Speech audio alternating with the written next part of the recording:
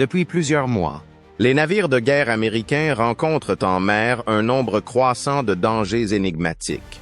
Ce qui était autrefois rare est désormais monnaie courante. Des drones rapides aux missiles identifiés qui traversent les écrans radars. Les projectiles entrants ont été abattus par des destroyers. Les porte-avions sont en état d'alerte maximale.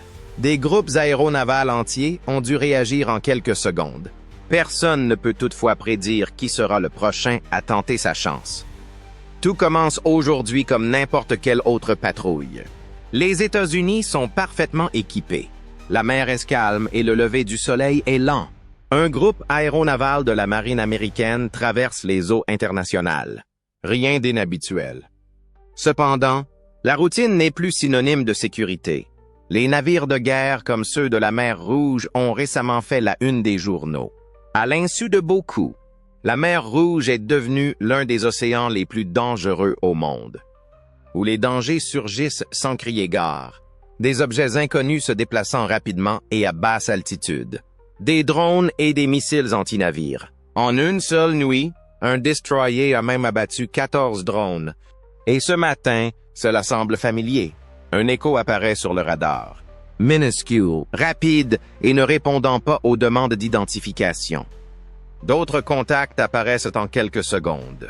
À basse altitude, nombreux, à courte portée. L'alerte générale retentit alors. Tout le monde à son poste. Préparez-vous. C'est parti. L'atmosphère change dans le centre d'information de combat. Le calme disparaît.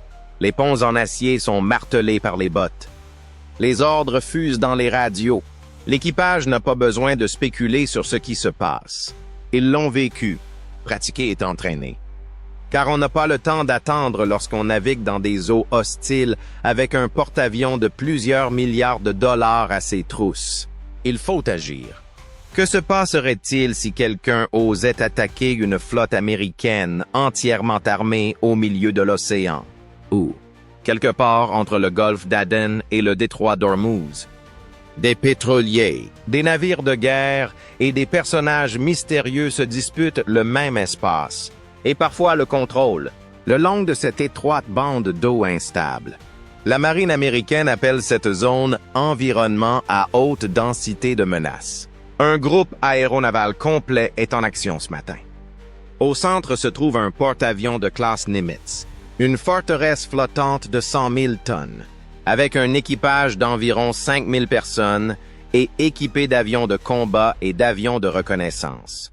2 destroyers de classe Arleigh Burke et un croiseur de classe Ticonderoga, tous équipés de matériel de guerre électronique, de radars et de missiles, l'escortent. Devant eux, un navire de ravitaillement fin de les flots, fournissant à la flotte des munitions et du carburant qui lui permettent de fonctionner comme une ville sur roues. Ils forment un système d'armement unique et bien coordonné, une écologie flottante conçue pour survivre, et pas seulement pour combattre. Et ils doivent le faire ici, car les choses ont changé dans cette région. Les menaces sont évoluées au fil du temps, passant de signaux radars lointains à des essaims de drones autonomes, des bateaux d'attaque rapides et des missiles volants à basse altitude, dissimulés par le brouillage maritime ou la topographie.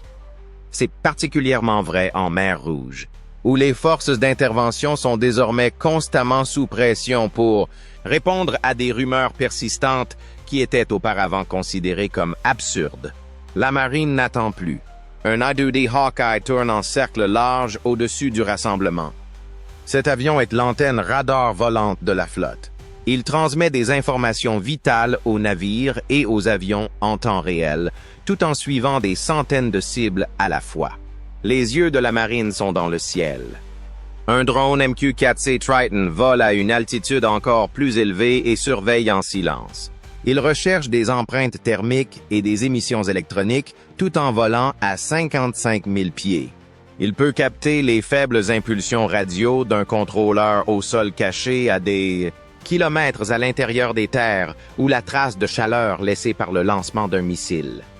Un sous-marin d'attaque rapide suit la formation sous la surface. Mortals mais invisibles. Ils sont prêts à réagir en cas de menace provenant des profondeurs. Vient ensuite le cerveau numérique des croiseurs et destroyers américains, le système de combat Aegis.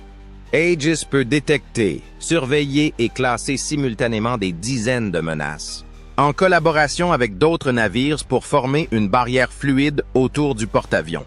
Vous devez arrêter un missile de croisière volant à basse altitude? Les SSM s'en chargent. Les missiles Sea Sparrow améliorés sont incroyablement précis et rapides. Quelque chose de plus rapide et de plus haut? Les SM-2. Des intercepteurs à moyenne portée qui volent à Mach 3 et se rapprochent avec une précision radar mortelle. Sont équipés pour accomplir cette tâche. Trop près pour qu'un missile puisse l'intercepter? Le Close-in Weapon System, également connu sous le nom de Sea Whiz, est un canon Vulcan de 20 mm qui tire 4500 coups par minute et surveille les cibles. Il tire pour détruire plutôt que pour neutraliser.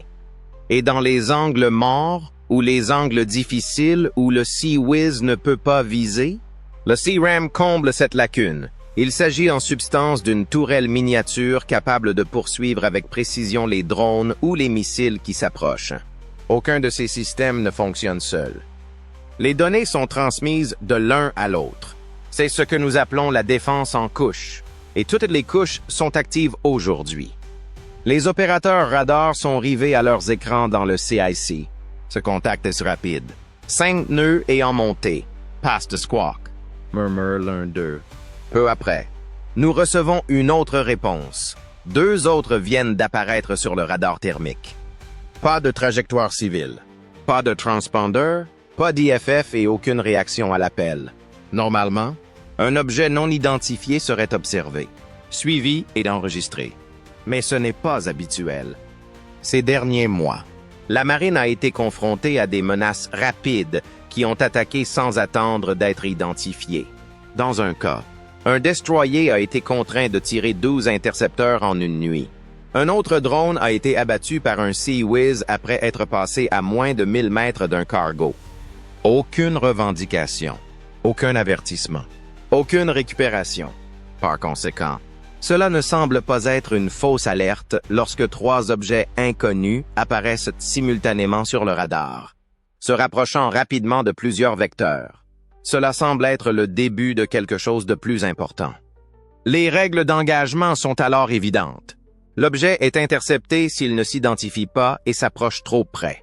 Car dans cette région du globe, 6 secondes suffisent pour passer de la paix à une tempête de feu. Mise à jour du contact. 3 objets rapides sont désormais confirmés dans les airs à une altitude de 50 pieds et volent plus vite. Comme une lourde ancre, l'alerte tombe dans le SIC. Personne ne demande quoi faire. Personne ne cligne des yeux. Ils se sont entraînés 100 fois pour ce moment précis. La condition ND Gear est déclenchée par l'USS Jackson, l'un des destroyers à tribord du porte-avions. Les vecteurs de menace sont validés par le système de combat Aegis. Le croiseur et le porte-avions reçoivent les données des responsables du CIC. En quelques secondes, l'ensemble du groupe d'attaque se synchronise pour former un réseau de destruction unique et bien coordonné. Sur le pont du Jackson, le Phalanx Sea Whiz s'active. Il n'hésite pas une seconde. Il n'attend pas l'autorisation. Il suit sa cible. Le Sea Whiz engage alors le combat, arme dégainée. On dirait que quelqu'un déchire rapidement de l'acier. L'air est déchiré par les éclats de tungstène. Avant d'atteindre 800 mètres, le drone est déchiqueté dans un nuage d'éclats et de feu. Il a fallu 3 minutes et 47 secondes entre le premier contact radar et la dernière explosion. Le groupe pousse un bref soupir. Les alarmes continuent de retentir sur le destroyer USS McCampbell. Les éclats du drone 3 ont touché sa superstructure arrière. Les équipes de contrôle des avaries l'examinent et découvrent quelque chose de troublant. Mais rien de grave ni de mortel. Ni une technologie amateur, ni des pièces provenant d'un drone commercial, mais quelque chose d'unique. Les pièces sont usinées avec précision, renforcées de carbone et dépourvues d'identificateurs ou de numéros de série. L'équipe est inquiète de ce que suggèrent ces débris, et non des débris eux-mêmes. Ils n'ont pas été construits dans un garage. Ces drones ont été conçus par quelqu'un pour échapper aux défenses en utilisant un timing multi-axe et un radar à faible altitude. L'objectif de cette attaque classique est d'observer, de mesurer et d'apprendre plutôt que de détruire. Les enregistrements radar sont réexaminés au sein du CIC. Les opérateurs étudient le comportement évasif, les angles et le timing. Chaque drone a utilisé un système distinct et provenait d'un endroit invisible. L'un s'est dirigé directement vers la zone couverte par le CRAM. Un autre a pris pour cible le CDOIS et un troisième a tenté d'attirer les tirs SM-2. Comme un test d'armes, cette opération a été conçue par quelqu'un et elle a failli fonctionner. Le dernier drone aurait pu atteindre la coque du porte-avions si le Hawkeye ne l'avait pas repéré à temps. Si un opérateur n'avait pas réussi à atteindre sa fenêtre, ou même si un missile n'avait pas été tiré correctement. Et si cela s'était produit, cela aurait fait la une des journaux du monde entier au lieu de réparer les dégâts. À l'instant, la marine américaine a échappé à une catastrophe. Mais plus important encore, quelqu'un a simplement levé la main. La question est désormais différente. S'agissait-il d'une expérience unique ou du premier pas d'une stratégie plus vaste? Quelle que soit la réponse, la marine est désormais certaine d'une chose. Ils étaient observés. Et la prochaine attaque ne comptera pas 3 drones, mais 20. Il n'y a que de l'attention et du silence. Pas de célébration ni de discours triomphal. C'est parce que naviguer avec les États-Unis, non. Groupe aéronaval de la marine américaine. On n'agit pas à la légère. On bouge avec précision. L'énergie change à l'intérieur du CIS. Pas de cris ni de panique. Juste un transfert de données clair et rapide entre les consoles. L'ordre est donné. Il s'agit d'un repositionnement, pas d'une attaque. Toutes les unités effectuent la manœuvre en coin. Les escortes élargissent la formation. Le porte-avions se déporte de 10 degrés sur bâbord. De loin. Cela ressemble à une petite correction de cap. Cependant, il s'agit d'une restructuration stratégique au sein du groupe d'attaque. Le réseau radar s'étend. Les zones de couverture se resserrent. Chaque navire d'escorte se déplace vers un nouveau cadran. Le 2D Hawkeye reste en orbite au-dessus d'eux. Il observe tout. Le travail commence alors en silence. Les procédures ISR entrent en jeu. Le renseignement, la surveillance et la reconnaissance sont appelées ISR. Chaque activité est couverte par le réseau invisible de la marine. Les satellites sont réaffectés pour fouiller la zone en quelques minutes. Les avions du P-8 Poseidon entrent dans les couloirs de surveillance. À 55 000 pieds d'altitude, les drones MQ-4C. Triton fouillent le littoral à la recherche de connexions de commandement, d'impulsions électromagnétiques ou de signatures thermiques. Ils ne lancent aucun missile. Ils recherchent des tendances. Un sous-marin de classe. Virginia continue de suivre le groupe sous la surface. Silencieux et inaperçu. Cependant, la menace ne restera pas longtemps dissimulée si elle provient du monde sous-marin. Les officiers de guerre électronique retournent sur le porte-avions et commencent à scruter tout le spectre. Écoutez, ne pas brouiller, ne pas mentir. Empreintes des signaux, pics de données et balayage radio. C'est la signature du lancement qu'ils recherchent. Quelque chose qui révèle qui observait ou d'où venaient les drones. La marine ne riposte pas à chaque fois. Mais cela ne signifie pas pour autant que cela n'a aucun effet.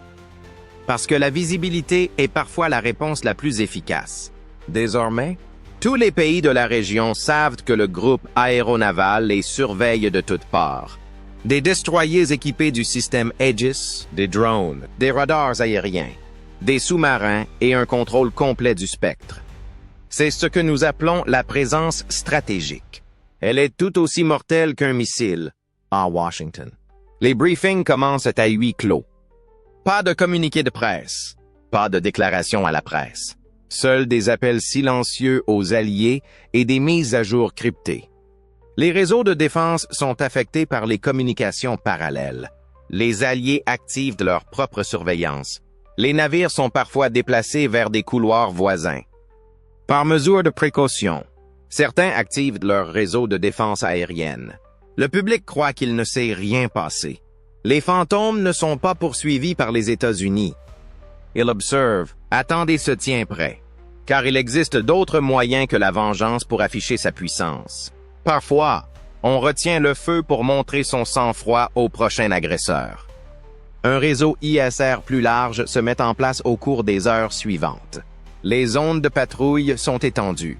Les équipages sont relayés sur les ponts d'envol afin d'assurer une couverture 24 heures sur 24. La surveillance par drone commence même sur les cargos, et une mise à jour apparaît sur l'écran au cœur du centre d'information de combat. Les vecteurs de menace ont été redéfinis. Préparation conforme au protocole. Plus aucune communication. L'excitation retombe. Mais l'état d'alerte, Louis, ne retombe pas. Personne ne baisse la garde, car la marine est mieux informée.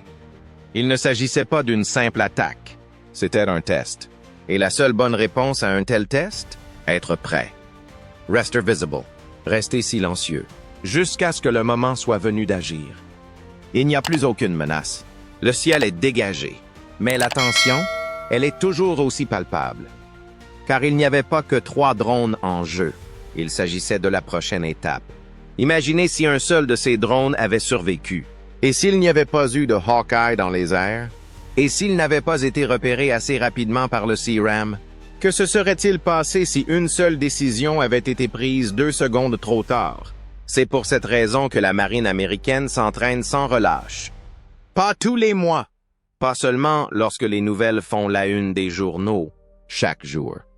Chaque quart. Chaque océan. Parce que les navires de guerre restent vulnérables malgré leurs défenses multiples telles que l'Aegis, les SM-2, les CRAM et les Sea-Wiz.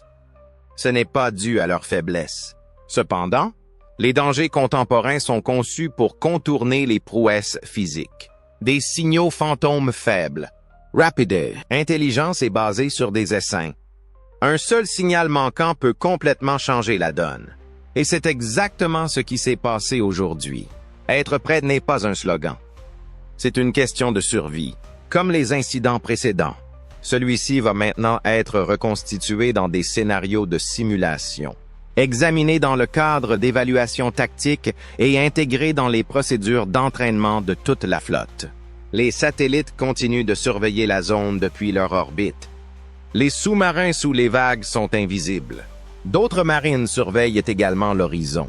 La même question se pose pour eux. Les États-Unis continueront-ils à mener le jeu? Mais si quelque chose a été démontré aujourd'hui, c'est bien cela. L'avantage a toujours été là, parce que ce n'est pas la chance qui fait la tranquillité. La doctrine, c'est de l'ingénierie, c'est de la maîtrise de soi.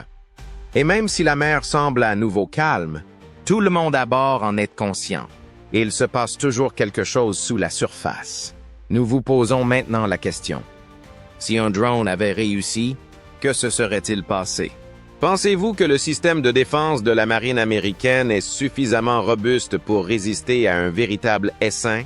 Ou même les meilleurs équipages sont-ils incapables de suivre l'évolution rapide des menaces actuelles?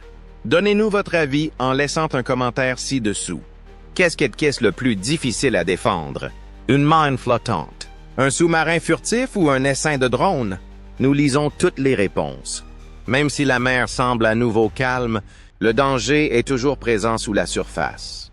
L'incident qui s'est produit aujourd'hui a servi de signal d'alarme et d'exercice tactique. Même les marines les plus sophistiquées doivent garder une longueur d'avance dans cette nouvelle ère de combat, sous peine de prendre du retard. Le pont d'envol était d'un calme trompeur.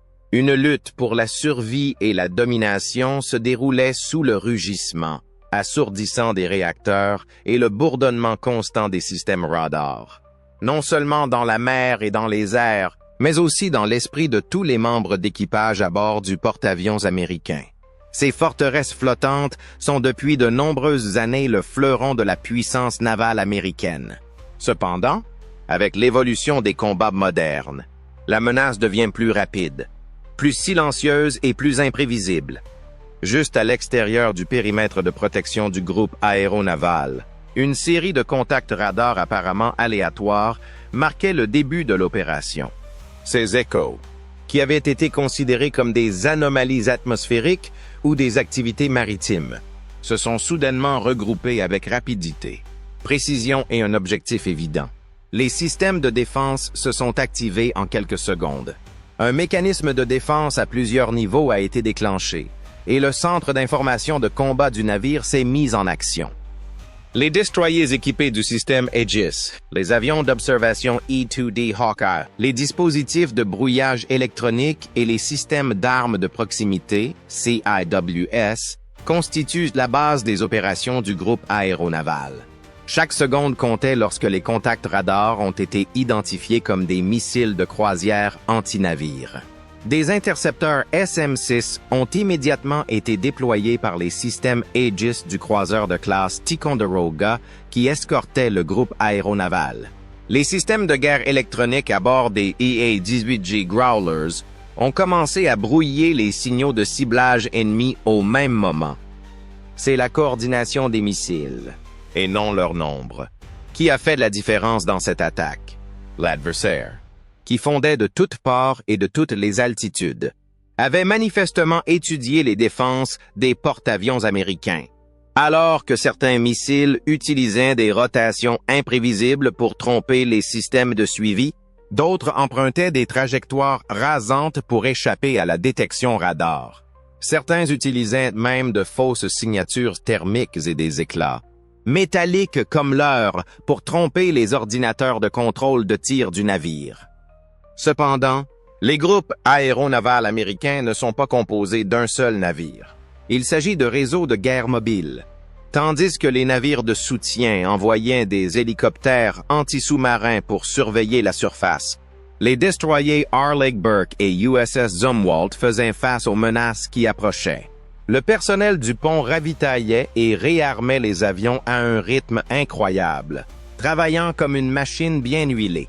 Le calme et le sang-froid l'emportèrent au milieu du chaos. Précis, résolu et sûr d'eux. Les ordres donnés depuis la passerelle de commandement du porte-avions étaient le fruit d'années d'entraînement et d'expérience pratique. Puis l'inattendu s'est produit. Un drone ennemi furtif a frôlé la surface de l'océan à quelques mètres d'altitude et a franchi la barrière défensive. Sa charge utile était conçue pour perturber les réseaux internes du navire, brouiller les communications et aveugler les radars plutôt que d'exploser au contact. Le CIC du porte-avions a été momentanément isolé. Une deuxième vague ennemie composée de missiles hypersoniques a été lancée pendant ces secondes cruciales. Il ne s'agissait pas d'une interaction classique. Il s'agissait d'une simulation de guerre, le genre de scénario que les analystes avaient prévu dans des livres blancs, mais qu'ils n'avaient jamais vraiment imaginé voir se produire en temps réel. Les missiles hypersoniques volant à une vitesse supérieure à Mach 5. Les techniques d'interception conventionnelles sont pratiquement inutiles, à moins qu'ils ne soient identifiés à une grande distance. Néanmoins, le porte-avions américain a réagi. Des systèmes expérimentaux à laser et à micro-ondes de haute puissance, une nouvelle génération d'armes à énergie dirigée, ont été secrètement mis en place pour être testés. Les lasers ont tiré alors que les menaces hypersoniques approchaient de leur phase terminale. Après que son système de guidage ait été détruit, un missile a dévié de sa trajectoire et un autre s'est désintégré en plein vol. Ce fut un tournant historique, car c'était la première fois que de telles armes étaient utilisées dans un contexte de guerre réelle. L'élément humain a joué un rôle crucial dans ces conflits de haute technologie. Des équipes médicales étaient prêtes, des systèmes d'extinction d'incendie étaient en service et des équipes de contrôle des avaries avaient déjà été envoyées sous le pont. Des contre-attaques ont été lancées par l'escadre aérienne du porte-avions. Les sites de lancement ont été neutralisés par des F-35C équipés de pods de contre-mesures électroniques. Et les nœuds de commandement ennemis présumés ont été touchés par des missiles Tomahawk tirés depuis des sous-marins adjacents. Pendant ce temps, l'attention du monde entier s'est déplacée. L'événement a été retransmis en direct par les satellites sud-coréens, japonais et de l'OTAN. Les marchés boursiers du monde entier ont réagi. Sur le porte-avions, l'atmosphère était à la détermination sinistre. malgré les spéculations effrénées et certaines mises en garde des médias annonçant une troisième guerre mondiale imminente. La priorité de l'équipage était d'accomplir sa mission et de survivre, pas de faire la une des journaux. Le ciel s'est dégagé en 25 minutes. Les menaces avaient été brouillées, redirigées ou détruites. Le navire était toujours opérationnel, prêt et à flot.